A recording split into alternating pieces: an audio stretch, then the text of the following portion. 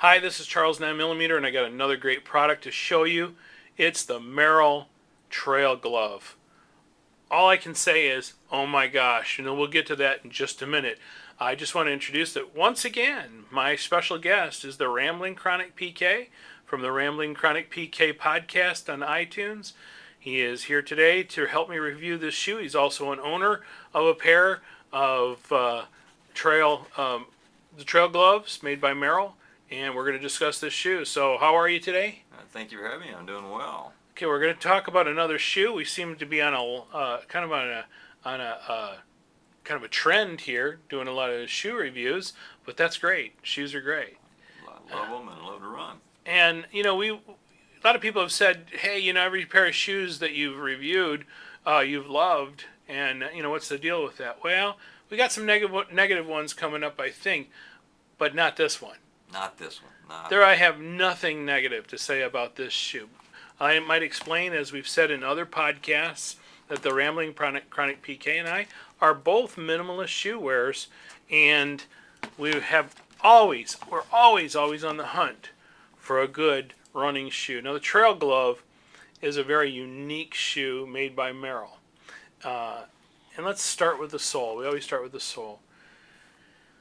It really, if you can see, this shoe really encourages a forefoot landing.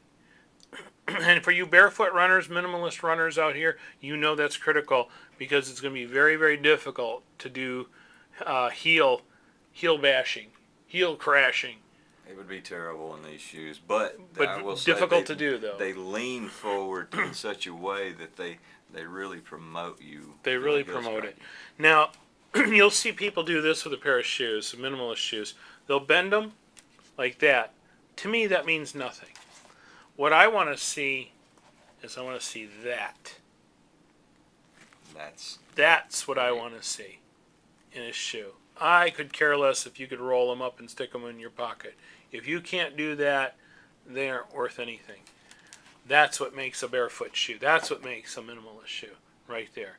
Now, let's look at the heel for a second. These have almost a zero heel drop. Now, this section here is really kind of fools you because you think that's foam. That's really just an outer heel cup. It just stabilizes the heel and keeps the heel on top of the sole. Because when I first saw that, I thought, is that cushion? But it's not.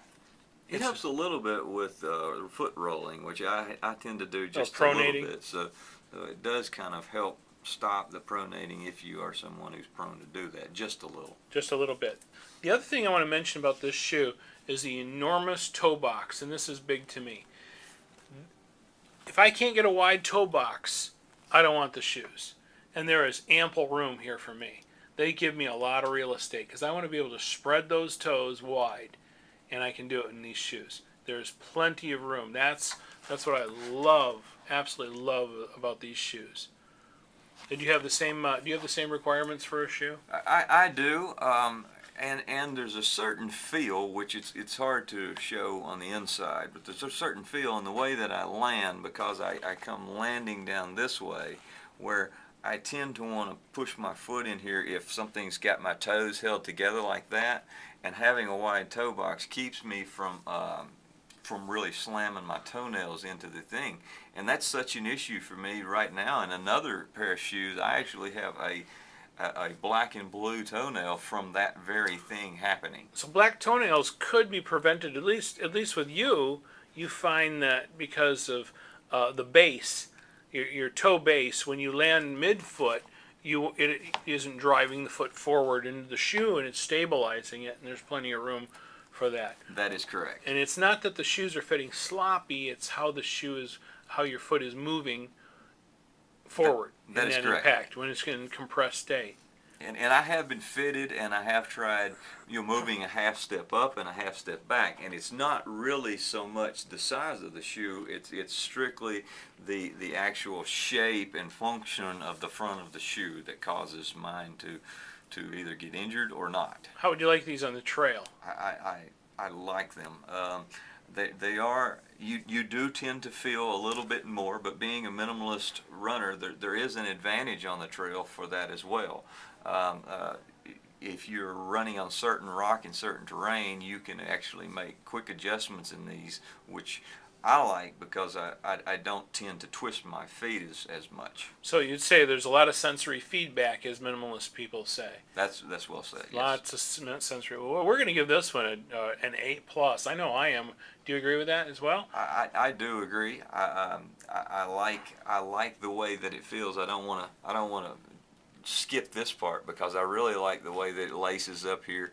It's just the way that my foot is made, and I don't ask me why. I don't have a technical term, but it's just the way that these things lace up around the midfoot. Really goes around. Feels good. Really grabs the arch, pulls up in there like a nice fitting sock. It looks like a big old clunky shoe, but it's not. The shoe is extremely lightweight. It's very flexible and wraps that part of the foot right around the instep there when you lace it up, and it feels more like a sock than a shoe.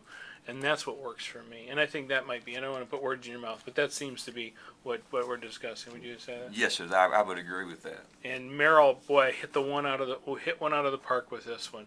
What a wonderful shoe. And I can't wait to see the road shoe in this, which is coming up. Great. Yeah. Fantastic. Merrell, A+, the barefoot trail, the trail glove, wonderful. Thank you. Bye-bye.